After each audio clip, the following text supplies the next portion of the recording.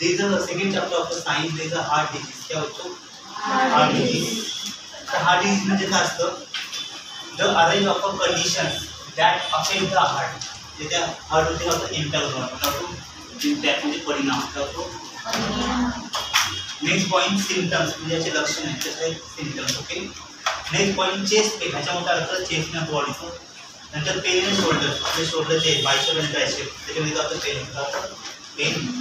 क्रॅम्पेस in heart necks. मग आपल्या मानला पण काय मान वगैरे दचकते त्याची दुखते. क्रॅम्पेस इन नेक्स. रिझन म्हणजे कारण काय? हे कशामुळे होतं? स्मोकिंग. जास्त स्मोकिंग केल्यामुळे होतं. स्मोकिंग ज्या पद्धतीने smoking in the gas is nicotine. काय असतं? Nicotine. there is a high amount of danger gases in the dopamine. आपल्या ब्रेनमध्ये काय असतं? डोपामाइन होत असतं. काय असतं? Dopamine. Alcoholism. Okay. Drinking alcohol म्हणजे दारू. लॅक ऑफ एक्सरसाइज म्हणजे काय असतं? आपण एक्सरसाइज काय करतो? कमी करतो. काय करतो? कमी. डायबिटीज म्हणजे काय? ह्याच्यामध्ये बीटा लेवल आपल्या बॉडीची जी बीटा लेवल आहे ती काय होते? कमी होते. काय होते? कमी. ओके. नेक्स्ट हायपर टेन्शन म्हणजे जास्त राग येतो. जास्त राग आला म्हणजे टेन्शन जास्त त्याला म्हणतात ताण तणाव. ओके. ओबेसिटी म्हणजे लठ्ठपणा जास्त येतो. काय तो? लठ्ठपणा. अँगर म्हणजे राग जास्त येतो. आणि एनएक्झायटी म्हणजे काय लागतं? हंग्री म्हणजे भूक लागते. काय लागते? वानो हंग्री म्हणजे जास्त भूक लागते. ओके. नेक्स्ट ट्रीटमेंट कसं आहे वानो? एन्जिओप्लास्टी म्हणजे एन्जिओप्लास्टी मीन्स बायपास सर्जरी. म्हणजे काही काही जण बघा नाकाने श्वास घेत नाही, इथून घेतच नाही. त्याला म्हणतात एन्जिओप्लास्टी म्हणजे बायपास सर्जरी झाले.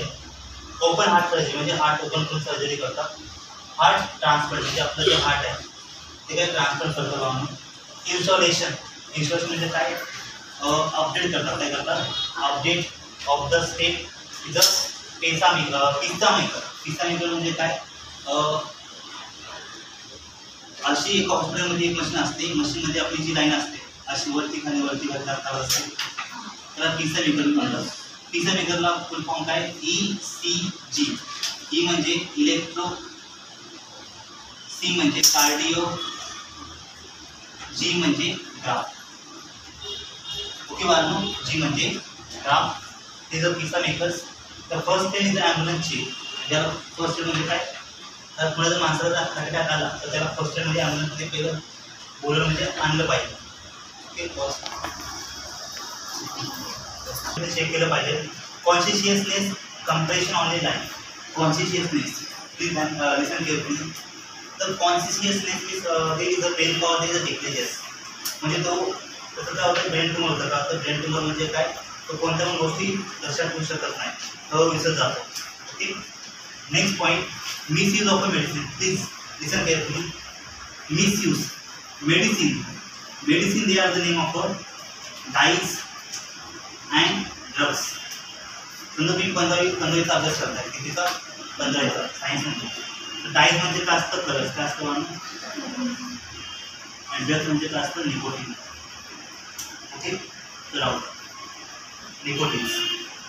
Do not take the medicine without the prescription, law and rules. म्हणजे डॉक्टरच्या चिठ्ठीशिवाय तुम्ही मेडिसिन घेतली नाही पाहिजे.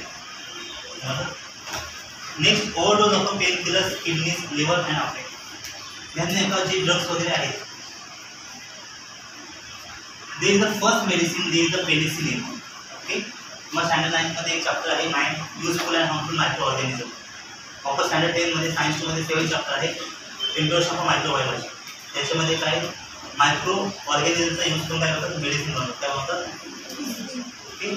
हे जे ओव्हरडोज झाला तर आपली किडनी आणि लिव्हर काय होतं? खराब होऊ शकतो. आपले म्हणजे उलटा परिणाम होऊ शकतो. नेक्स्ट काय समजते? Next antibiotic. Please listen carefully. Antibiotic means there is a name, another name is a WBC. WBC means white blood cell. क्या बच्चों? 1 to 7 years. ये बच्चों में ज़्यादा रहता है. 7 to 13 years. 80% रहता है कितना? 14 to 30%, 30 years. बच्चों लोग में कम होता जाता है. ये एंटीबायोटिक. ओके. और मी लक्ष सांगत नंतर सांगत काही सांगत हसतात. ओके. नेक्स्ट अँटीबायोटिक म्हणजे काय असते प्रतिजैविक शक्ती. म्हणजे काय असतं मला माहिती आहे, म्हणजे एक समजा कोण कोणतं मला माणूस मारायला आहे मग त्याला मारायचं मग मला काय तरवर वगैरे पाहिजे मारायचं ते म्हणजे अँटीबायोटिक म्हणजे काय असतं युजफुल बॅक्टेरिया काय असतं. ओके काय आवडते. Next point generic medicine. Okay generic medicine द्यायचं फॉर्म्युला येतं DOT ते तुम्हाला नवे झालेलं आहे. ओके DOT नंतर त्याचा फुल फॉर्म पण आहे जेनरिक मेडिसिन. डिसेंट्री म्हणजे काय डायरिया काय म्हणजे तुम्ही जास्त मेडिसिन वगैरे कन्झ्युम करताय तर तुमचे आईज आणि तुमचे हेडेक जास्त होते आणि तुमच्या बॉडीमध्ये ॲसिडिटी जास्त वाढते.